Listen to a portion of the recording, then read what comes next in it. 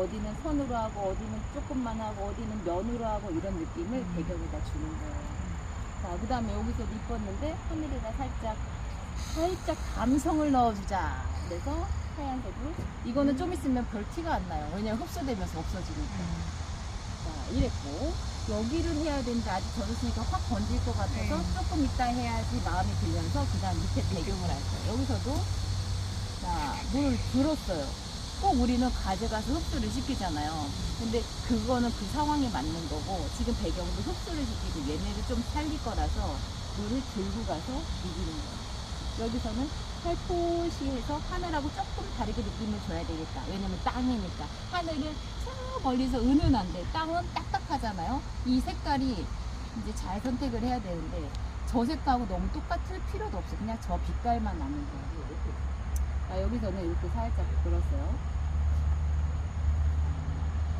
왜 속도를 냈느냐. 땅이니까 딱딱한 느낌을 주기 위해서. 자, 여기하고 지금 요만큼이 세멘트 그 길이거든요. 아, 여기 한 김에 그냥 살짝 해야 되겠다라는 생각이 들어요. 이게 즉흥적인 느낌이에요.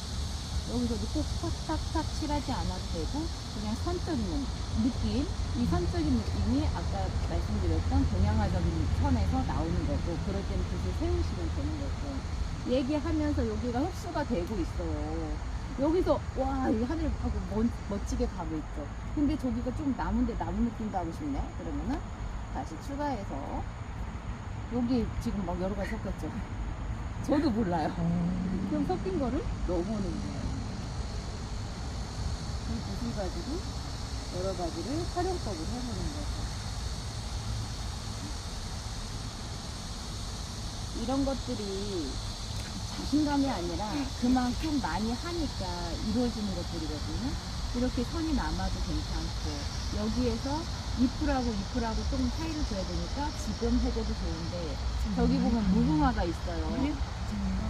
무궁화를 조금 살리려면 색상을 더 많이 넣으면 좋거든요.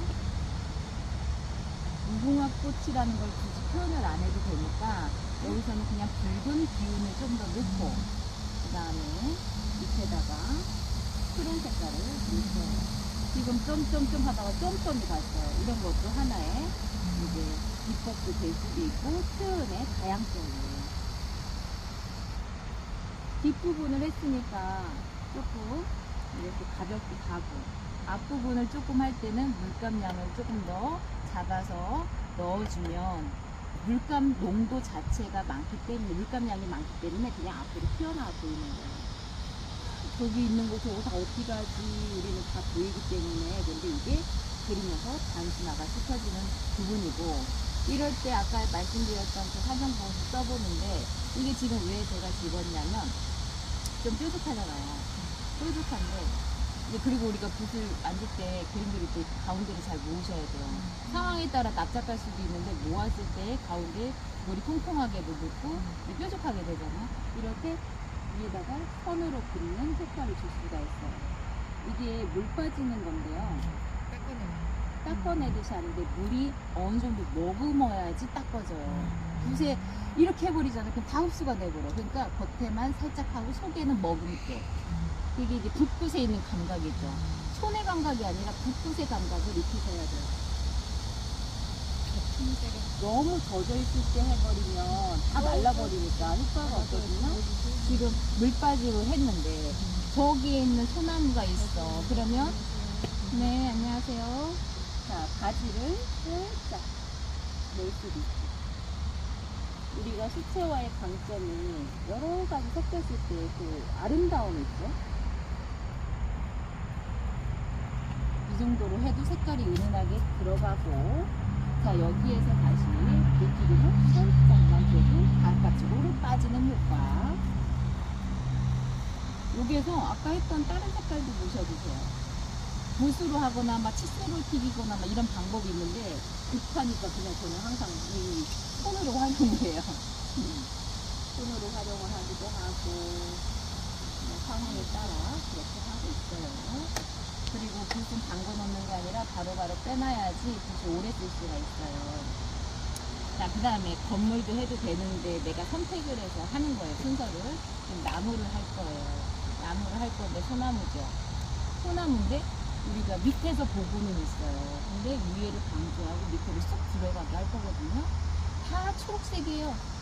근데 다 초록색으로 하면 그냥 밋밋할 수가 있거든요. 그래서 밑에다가 다른 색깔을 넣습니다. 위를 살리기 위해서 우리가 흔히 말하는 반사광 효과처럼 밑에다가 넣는 거예요. 그리고 붓을 으깨듯이.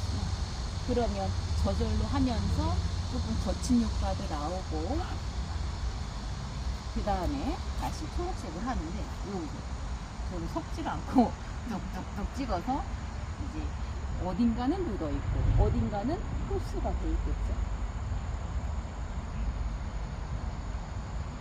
그림을 하면서도 재밌어야 된다는 게 이런 거예요. 어떻게 될지 모르겠는데 하면서 끝까지 내가 그림을 책임질 수 있게끔 집중하는 거. 우리가 그림이 또 왜 재밌냐면 엄청난 집중을 하잖아요. 다 하고 나면 와, 다 했다. 이 마음 때문에 좋은 거거든요. 그래서 내가 너무 계획적으로만 하는 그림 말고 하면서 이거 도전해보자, 시도해보자, 그 마음이 있으면 그림이 엄청 설레어지고 좋아집니다. 아까 스케치는 스케치예요. 꼭 똑같이 할 필요가 없다는 얘기죠. 붓을 가지고 강약하면서 비비기도 하고 하다가 여기다가 좀 입자기처럼 표현을 더 하고 싶다 하면은 조금 더 추가하고, 마음의 계획이 다 되진 않죠. 하면서 바뀌는 겁니다. 그럼 바뀌면 바뀌는 대로. 소나무니까 이렇게 표현이 될 것이고, 화렵수나 다른 또 나무들의 특징들이 있는 것들을 보면 또 달라질 수도 있죠.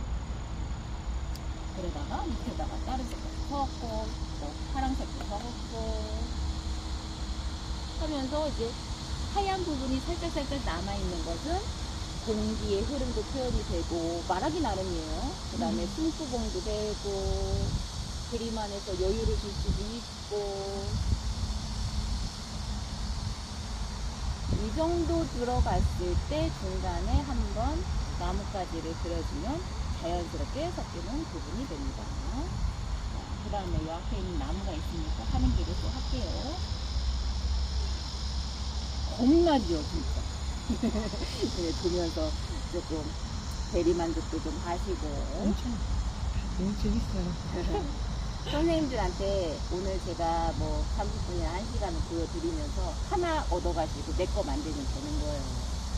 돈을 투자하면 한번 뭔가는 얻어가시면 되는 거고, 근데 이제 제가 말씀드리고 싶은 부분은 즐거워야 되고, 내가 그리는 과정에서도 재밌어야 되고, 그리고 뭐 이렇게 묻으면 어때? 막 이런 마음. 응? 어떤 색깔을 사야 돼? 무슨 만다클 브라운이 2가지인데 어떤 색이 좋아요? 이거 저는 상관없어요. 그때 다른 게 좋다라는 생각도 들고, 그리면서 말러가는 과정을 보고 어느 정도 말렀을 때에 따라서 그게 흡수도가 다르거든요. 그것 또한 계산이 되는데, 야외에서 그리면 또 달라져요. 야외에서는 금방 마르잖아요, 그죠? 그래서 야외에서는 속도감도 좀 중요한 편이고, 자, 지금 어느 정도 이제 나무가 들어갔는데, 나무가 가지가 앞쪽에 있고 얘는 멀리 뒤로 빠졌죠. 그런데 우리가 봤을 땐 뒤에서 나왔으니까 뒤를 강조해야 되나 이런 마음이 있을 수 있어요. 뒤로 빠지는 거는 그냥 굵어도 뒤로 갔다 생각하시면 돼요.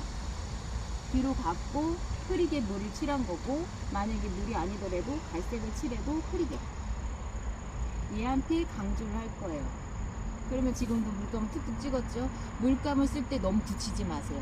저는 이제 개인적으로 고체 물감을 잘 안 쓰는데 굳어 있잖아요. 그래서 물감을 빨리 풀 수도 없고 좀 적당하게 찐득찐득해야지 물감이 선명도도 좋고 물감을 이렇게 붙일 수가 있어요. 제 개인적인 성향이에요. 물감이 붙었을 때 이렇게 붙어 있죠. 그거 가지고 풀으면 좀 훌륭하게 색감 변화가 좋아요. 그래서 물감을 약간 찐득하면서 그걸 표현하는 걸 좋아하고, 중간에 이런 것들이 이제 가지 연습이 되시면 조금 자유롭게 할 수 있는데, 쫙 다 이으지 마시고 그리면서 중간에 한 번씩 멈췄다가 그리시기도 하고, 이럴 때 스케치가 중요한 거예요. 스케치가 어느 정도가 되어 있어야지 내가 색깔을 칠하면서 풍경을 보는 것도 중요하지만 내가 어디다가 가지를 그려야지 이 생각들이 들어가니까 그런 것들을 이제 유념하시고요. 그리고 물감에다가 아니 그림에다 이렇게 물감을 붙여도 된다. 꼭 펴바르지 않아도 된다. 갈라지면 어떠냐 이런 마음. 그리고 아까 이 부분에다가 물가지처럼 표현을 했었는데 여기서도